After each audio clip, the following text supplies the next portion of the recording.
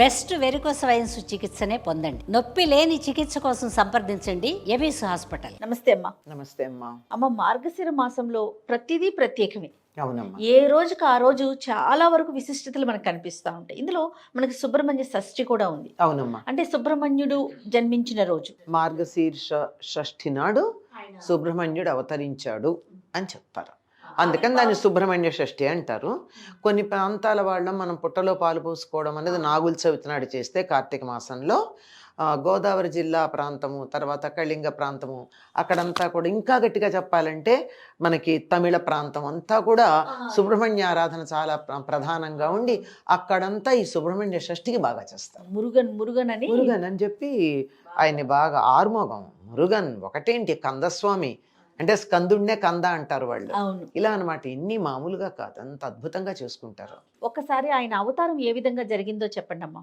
సుబ్రహ్మణ్యుడి అవతారం. తారకాసురుడు అని ఒక రాక్షసుడు తపస్సు చేసి శివుడిని మెప్పించి మరణం లేకుండా వరం అడిగాడు. వాళ్ళు అడిగేది అదేగా.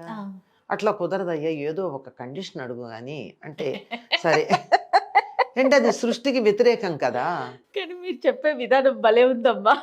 అదే చెప్తారు కదా, టీఎన్సీ అప్లై అని కంటికి కనపడం చిన్న అక్షరాల్లాగా కండిషన్స్. అదే అట్లాంటిది ఏదన్నా అడుగు కానీ క్లీన్ చిట్ ఇవ్వలేను నేను. అది ఎవరి చేతుల్లోనూ లేదు, అది సృష్టి ధర్మం కాదు కదా అని మరంటే, మరైతే నీకు మాత్రమే పుట్టిన కొడుకు చేతిలో నాకు మరణం పర్వాలేదు అన్నాడు. శివుడికి మాత్రమే ఎలా పుడతాడండి కొడుకు? అందుకే వాడు అలా అడిగాడు. సరే సరే అన్నారు. ఒకసారి ఎప్పుడు సనత్ కుమార్ల వారు అన్నారట, నేను నీకు కొడుగ్గా పుడతాను అని, నీకు మాత్రమే కొడుగ్గా పుడతాను అని, నీకు మాత్రమే ఆయన కూడా. సరే ఈ రెండు జత చేసుకుని రెడీగా పెట్టుకున్నారు. ఈ లోపల ఈ తారకాసురుడు బాధపడలేక దేవతలందరూ యథాప్రకారం విష్ణుమూర్తి దగ్గరికి వెళ్ళారు. కాదమ్మా, వరాల కోసమేమో విపరీతమైన తపస్సు చేస్తారు. కోర లేనిది కోర రానిది కోరి తీసుకుంటారు ఎవరు. ఇంకా తీసుకున్న తర్వాత అంత విచ్చలవిడిగా ఎందుకు? అందుకే కదా వరాలు తీసుకునేది, విచ్చలవిడిగా ప్రవర్తిస్తే ఇబ్బంది లేకుండా ఉండడానికి. వరం లేదనుకో, తప్పు చేస్తే శిక్ష పడుతుంది. వరం ఉందనుకో, తప్పులు చేసుకుంటూ పోవచ్చు. అలా ఎగ్జంప్షన్స్ ఇస్తూనే ఉంటారు. ఎగ్జంప్షన్స్ అయిపోతుంది. అదనమాట వాళ్ళు చేసేది. మాకు చమత్కారంగా మా నాన్నగారు చెప్తూ ఉండేవారు. ఆ రోజుల్లో కాపీలు బాగా కొట్టేవారు. మా చిన్నతనంలో మా నాన్నగారు టీచర్ అనమాట. సన్న అక్షరాలు రాసుకొచ్చారు. ఇంత కాగితం మీద ఇంత ఆన్సర్ రాసుకొచ్చి చాలా కష్టపడి రకరకాల ప్రదేశాల్లో పెట్టుకుని తెచ్చేవారు. వాడిని లేపి మా నాన్నగారు ఒకటే అడిగేవారు, ఒరే ఇది రాయడానికి ఇది అరగంట పట్టింది కదా, అరగంట చదువుకుంటే వచ్చేది కదరా, ఎందుకు కష్టపడి రాసావు? రాసి వెళ్ళి అటు వెళ్ళి చూసుకోవచ్చు, ఒక అక్షరం రాసి భయంగా, దాని బదులు అరగంట నువ్వు కష్టపడి చదివేసుకుంటే అయిపోయేది కదా అని దేవతలందరూ అడిగితే, అప్పటికి శివుడు కొడుకు చేతిలో తప్ప వాడు చావడు కదా, మరి ఎట్లా అంటే శివుడు తపస్సు చేసుకుంటున్నాడు. అప్పటికే సతీదేవి యోగాగ్నిలో శరీరం వదిలేస్తే శివుడు తపస్సుకు వచ్చాడు. ఇది నాకు చాలా నచ్చే విషయం. భార్య పోతే తపస్సుకు వెళ్ళాడు కానీ మళ్ళీ పెళ్లి చేసుకోవడానికి సిద్ధపడలా.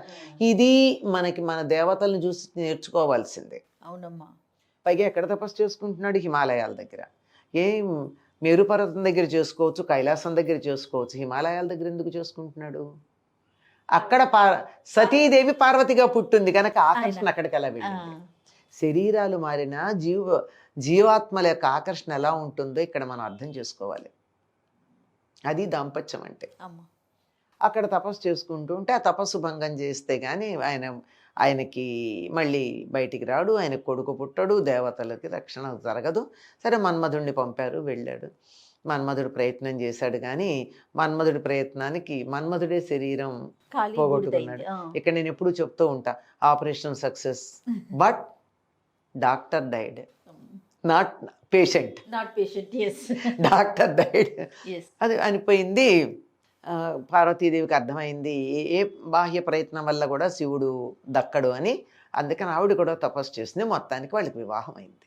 ఇది చాలా విస్తృతంగా చెప్పుకోవాల్సిన విషయం, కానీ ఇక్కడ కుమారస్వామి కనుక దాన్ని క్లుప్తంగా చెప్పుకోవడం అయ్యింది. వారు చాలా ఆనందంగా ఉన్నారు. ఆనందంగా ఉన్నప్పుడు ఎక్కువ కాలం వాళ్ళు రతిక్రీడలో సమయం గడిపారు. అప్పుడు వాళ్ళకు పుట్టేటటువంటి కొడుకు దేవతలందరినీ బాధ పెట్టేస్తాడు, తట్టుకోలేం, వాడి శక్తి ముందని చెప్పి అక్కడి నుంచి నా వెలుగు చూసి వీళ్ళు తట్టుకోలేకపోయారు.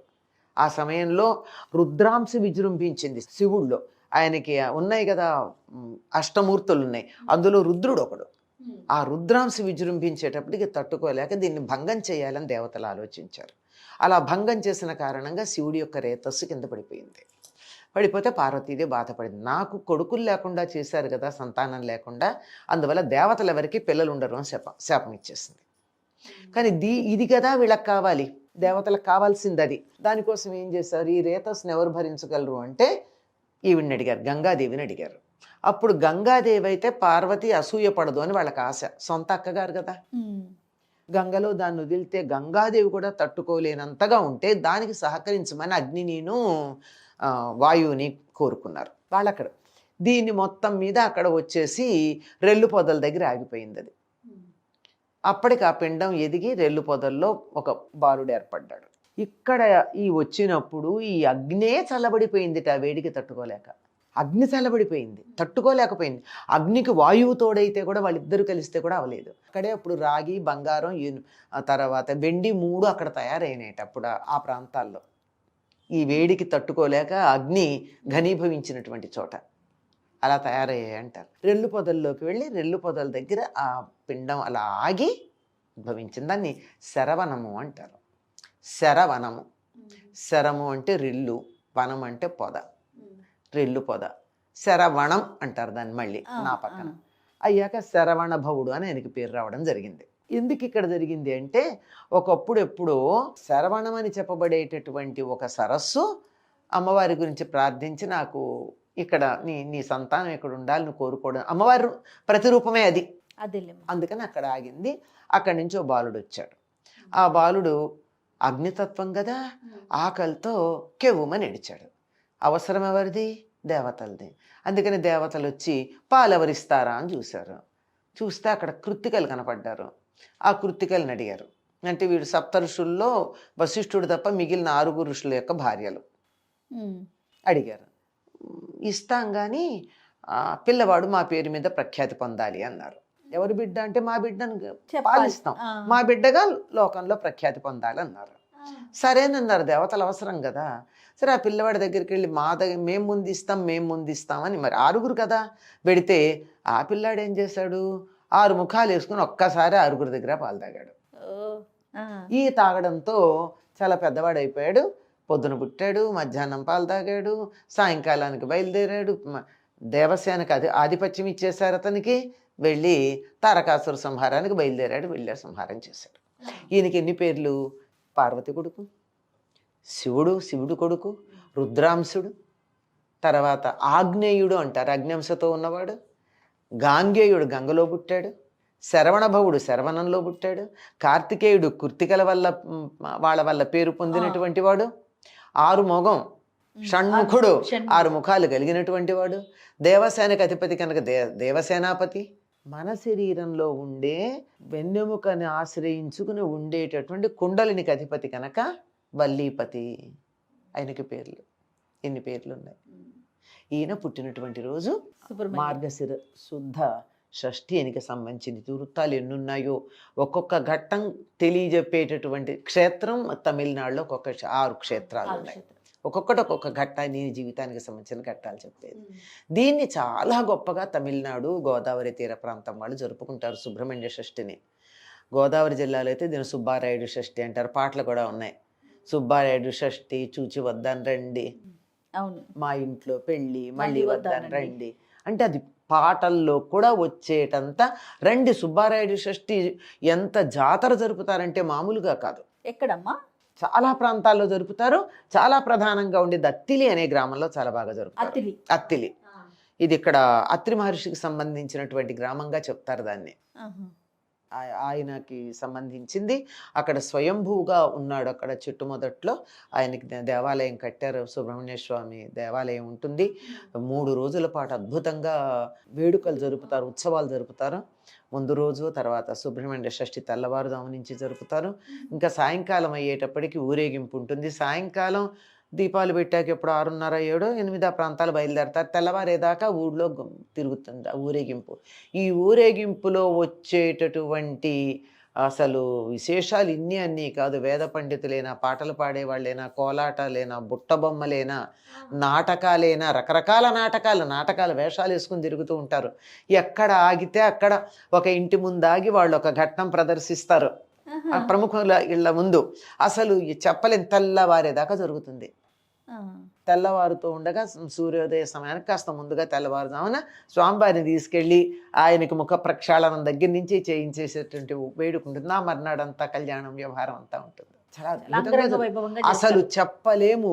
ఎంత పెద్ద జాతర ఉంటుందో చెప్పలేము. అందరూ కూడా ఎన్నెన్ని చుట్టుపక్కల గ్రామాల నుంచి అలా ప్రవాహంలాగా, వరద ప్రవాహంలాగా జనాలు వస్తూ ఉంటారు.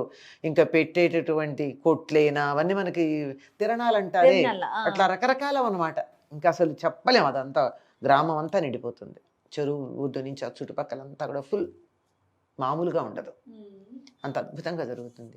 ఇలాగే అంతయ కాకపోయినా ఇంతో అంతో ప్రతి గ్రామంలోనూ కూడా సుబ్రహ్మణ్య షష్ఠికి సంబంధించినటువంటి వేడుకలు జరుగుతాయమ్మా. ఇంట్లో ఏమైనా ప్రత్యేకమైన పూజా విధానం పాటిస్తారమ్మా? సాధారణంగా నాగుల చవితి నాడు పాటించే నియమాలే చాలా మంది పాటిస్తారమ్మా. ఇంత వేడుకలు చేసుకోకపోయినా సుబ్రహ్మణ్య షష్ఠి నాడు కూడా, ఒకవేళ నాగుల చవితి నాడు పుట్టలో పాలు పోసుకోవడానికి వీలు కుదరకపోవచ్చు కొంతమందికి, మరీ నియమాలు పాటిస్తాం కదా, ఆచారం పాటించాలి కదా. మిగిలిన వాటికి చూసే చూడనట్టు ఊరుకున్నా దీనికి చేయకపోతే బ్రహ్మాండంగా అక్కడిక్కడ ఫలితం కనపడుతూ ఉంటుంది. అందువల్ల ఏ చిన్న తేడా వచ్చినా చెయ్యరప్పుడు. చేయకుండా సుబ్రహ్మణ్య షష్ఠి నాడు పుట్టలో పాలు పోసుకుంటారు. అవే నియమాలు పాటిస్తారు. చలిమిడి, చిమ్మిడి లాంటివి తింటూ, వండిన పదార్థాలు తినకుండా ఉండడం లాంటివి చేస్తారు. కొంతమంది తినరు. కానీ కొంతమంది ఏం చేస్తారంటే పగలల్లో ఉపవాసం ఉండి చీకటి పడ్డాక ఇంకా ఆయన పుట్టలోకి వెళ్ళిపోతాడు కదా, అందుకని అప్పుడు చీకటి పడిన తర్వాత ఇంకా ఆ రోజు దీపం కూడా పెట్టరు. సాయంత్రం పొద్దున్న దీపం పెడతారు. ఎందుకో తెలియదు, సాయంకాలం దీపాలు పెట్టే అలవాటు లేదు. నాగుల చవితి నాడు కానీ సుబ్రహ్మణ్య షష్ఠి నాడు కానీ పెట్టరు. అప్పుడు కొద్దిగా ఉప్పులు కారాలు లేని చప్పిడిది ఏదన్నా చేసుకుని తింటారు. ఒకవేళ తినే దాంట్లో కూడా ఏమీ దేన్ని తరిగ్గానే అలా లేకుండా చేస్తారనమాట. ఇది సర్పారాధన మనందరికీ చాలా ప్రధానం అమ్మ. ఎందుకంటే మనం అంతా కూడా నాగజాతికి చెందిన వాళ్ళంగా చెప్తూ ఉంటారు.